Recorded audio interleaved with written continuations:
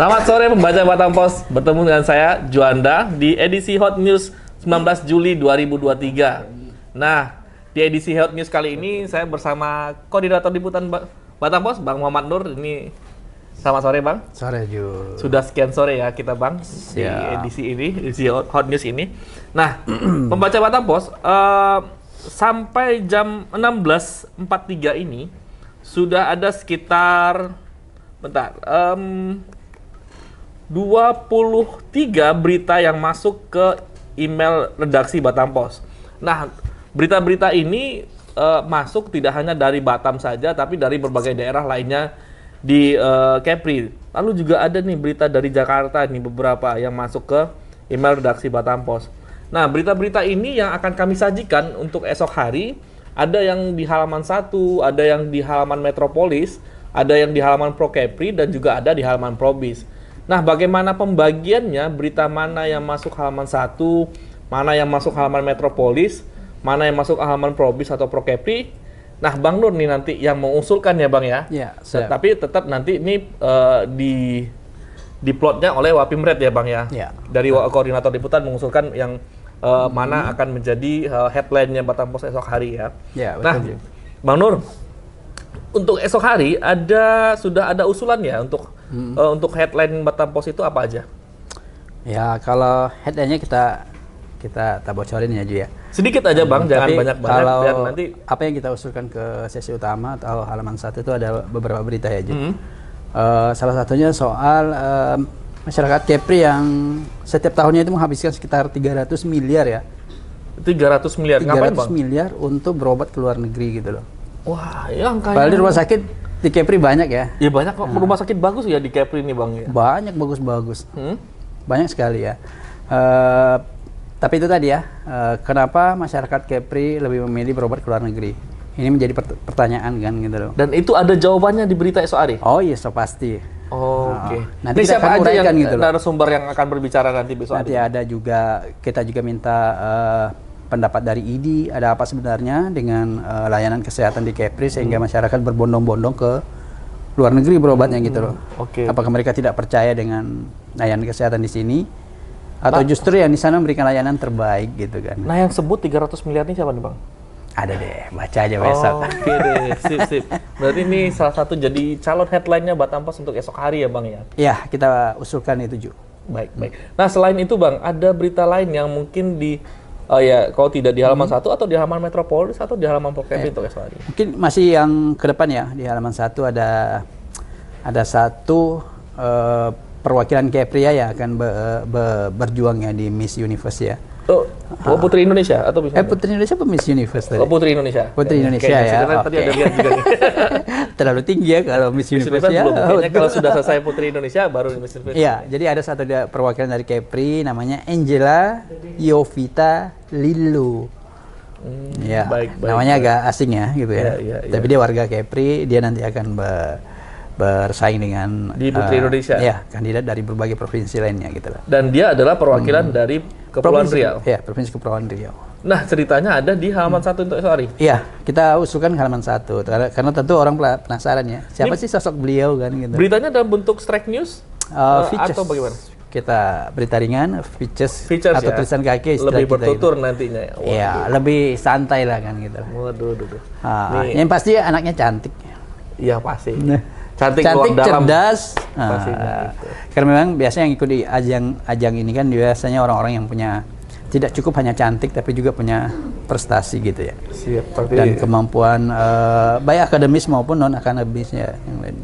Baik, yang pasti baik hatinya ini ya. Betul. Nah, Bang Nur, selain tadi udah ada 2 di berita ini yang cukup kuat untuk ditarik ke halaman 1. Nah, untuk halaman Metro.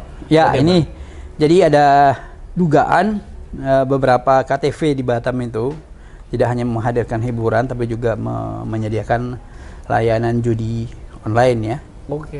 Judi pingpong. KTV-nya apa nih, Bang? Boleh jelasin? Kita nggak boleh sebut namanya ya, kode etik ya. Ya, maksudnya KTV-nya apa? Ini kayak tempat hiburan malam. Oh, hiburan malam.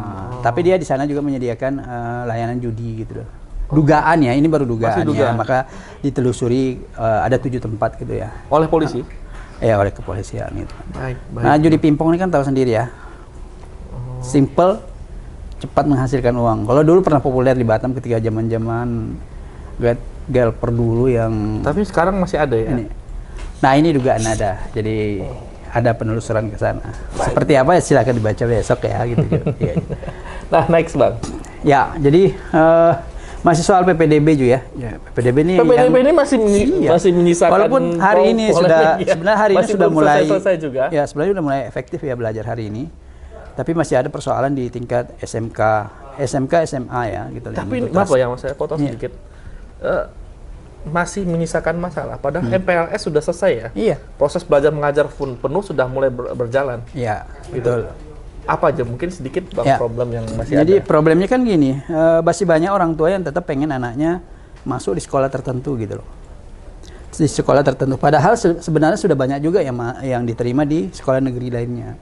Tapi mereka menginginkan di sekolah yang mereka inginkan gitu loh. Nah ini agak repot ya kalau orang tua memaksakan begitu kan. Di satu sisi ini tahun politik juga kan gitu loh. Agak gimana ya? Seolah-olah ini menjadi momentum, oh ya ini bisa nih masuk nih kalau di ini. Ini tahun politik sebenarnya kan gitu loh. Mudah-mudahan. Tapi harusnya tidak boleh dipolitisir ya gitu. Karena efek dari misalnya memaksakan masuk di sana. Oke, ditampung misalnya. Rata-rata sekarang kan SMA SMK tuh udah menampung yang di luar lulus murni PPDB itu udah di atas 200-an gitu loh. Bayangin. Berarti sudah di atas kota mereka sebenarnya ya. Ruang kelas sudah tak ada lagi Ju. Maka di SMA kan dibuka kelas. Ada yang online kelas kemarin. online Sempat itu kita tadi. bahas Ya, kemarin kelas itu, Bang, online. soal itu. Nah itu kan bayangin kalau anak seolah-olah seperti pandemi kemarin kan, bagaimana belajar online ya tentu tidak seefektif dibandingkan tatap muka. Berarti kan, akan gitu. Yang Iya. Yang sekolah online dan sekolah offline nantinya Iya. begitu ya. Yang kasihan kan di SMA SMK udah dipastikan tidak boleh menggunakan kelas online karena SMK-nya lebih banyak praktikumnya gitu. Tapi di satu sisi mereka juga wajib menerima yang limpahan-limpahan tadi itu yang tidak lulus dari PPDB murni kemudian dipaksakan masuk jumlahnya banyak jadi akhirnya nanti dalam satu kelas itu yang padat sekali gitu.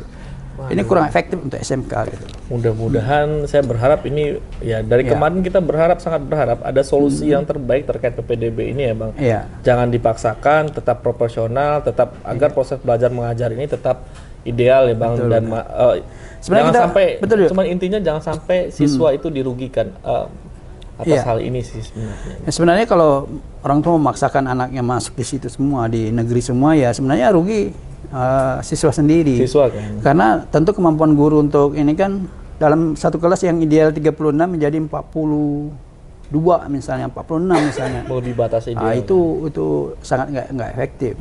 Semestinya ya kalau kita belajar di DKI kan. Di DKI itu ada beberapa solusi yang mereka tawarkan. Misalnya dia tetap didistribusikan ke swasta, sekolah swasta, tapi Pemdanya mensubsidi misalnya biaya masuk sekolahnya ya. Harusnya ada begitu kan. Mudah-mudahan. Karena di sini kasihan banyak sekolah swasta yang kekurangan murid gitu. Baik. Sementara melimpah di negeri, dipaksakan semua di situ. Itu tadi mungkin karena tahun politik, akhirnya ya mau nggak mau kesana semua gitu. Mudah-mudahan solusi dari DKI Jakarta bisa menjadi salah Ya kita satu berharap bagian dari dulu seperti kita mendorong itu bagaimana swasta ini diberdayakan. Formulasinya seperti apa silakan duduk antara pemerintah dengan perguruan swasta kan. Gitu. Sip. Yang lainnya juga soal apa namanya tadi ya, kalau peristiwa ya ada penertiban dapur arang, dapur arang di mana? di Bukit Harimau. Itu Wah, ini sudah lama banget itu Iya, udah lama. beroperasi rasanya. Tapi baru Iya. hari ini ditertibkan ya. Iya, tapi Alasannya Bang? selain ini dikomplain oleh warga ya. Komplain oleh warga. Terus juga kan aktivitas dapur arang seperti ini kan dia memanfaatkan hutan bakau itu kan untuk dijadikan arang gitu kan. Satu sisi ini tidak baik untuk lingkungan saat ini gitu loh. Baik. Jadi dia diberi waktu 1 bulan untuk menyelesaikan masalah ini gitu loh. Oh, Jangan jadi sampai tidak langsung serta-merta dipindahkan tapi Ya, jadi mereka karena mereka diberikan ada bahan baku yang harus dihabiskan, maka mereka diberi waktu untuk 1 bulan untuk menyelesaikan ini. Oke. Ya. Terima kasih banyak nih Bang Nur udah memberikan kisi-kisi untuk Ya. berita esok hari. Ya, Ju. Ada di halaman 1, ada halaman Metro. Nah, berita-berita ini bisa pembaca Batam Pos baca secara lengkap di edisi Batam Pos esok hari. Ya. Nah, Namun pembaca Batam Pos juga dapat memperbarui informasi terbaru di batampos.co.id karena kami setiap menit, setiap detiknya kami mengabarkan informasi terbaru melalui batampos.co.id. Nah, bisa juga melalui laman Instagram Batam Pos juga ada berbagai informasi menarik di sana juga. Dan kami juga nge-share juga di Facebooknya Batam Pos, juga di Twitternya Batam Pos. Nah, pembaca Batam Pos gitu aja sih bincang-bincang saya dengan Bang Nur. Siap. Makasih banyak Bang Nur sudah Masa datang di edisi Hot News kali ini. Ya, Jo. Dan pembaca Batam Pos, saya ucapkan selamat sore dan salam redaksi. Actionnya belum ada. Silent.